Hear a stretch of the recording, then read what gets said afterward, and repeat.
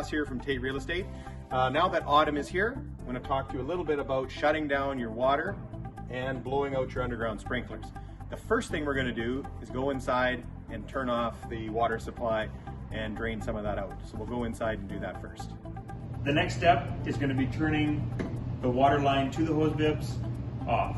Next step, I'm going to go outside and open up the valves. That the valve is closed here and they're open outside, we're going to go ahead and open up our other tap here to bring all the water back in and drain into the house. It is about 2 liters of water, so make sure you have a bucket to put it in.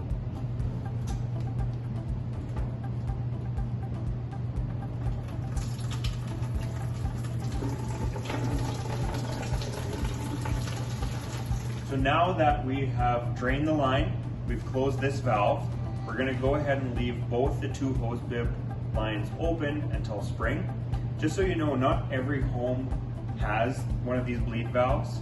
A lot of older homes don't have it. So you just have to do your best, close this valve and let as much water from the taps run outside as you can, and go from there. Okay, now that we've got the water drained from the inside of the house, we're getting ready to blow out these lines. So basically, any sort of compressor that you have, if you've got access to one, or a neighbor, this is just a regular do-it-yourself compressor. I've taken a piece of hose and I put a male coupling on the end of one end and a hose attachment on the other, and we're going to hook it up to here and we're going to put it into the compressor and we're going to blow out these lines. So we'll go ahead and hook this up. The whole thing hooked up. I'm going to go ahead and start with one valve and then move to the next, move to the next. The compressor's not strong enough to do all of these at one time.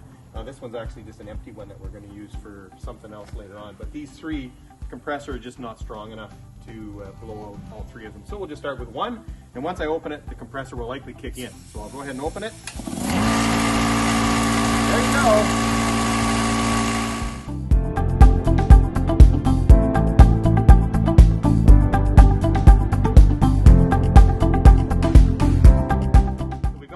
And blowing out all the lines, basically just a little bit of mist is hissing out, so we know that they're empty. One of the things we want to talk to you about, it's really important, these valves, they're really susceptible to breaking, bursting if there's any water at all left inside them.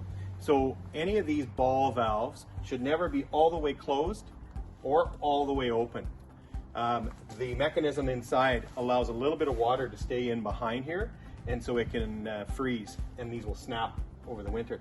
So I'm going to leave these open, but I'm actually going to close them just like about 1/4 of a turn.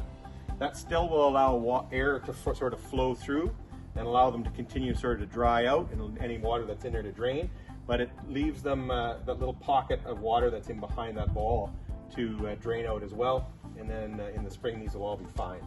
So there you have it. That's how you should drain your lines on the inside and blow out your underground sprinklers on the outside.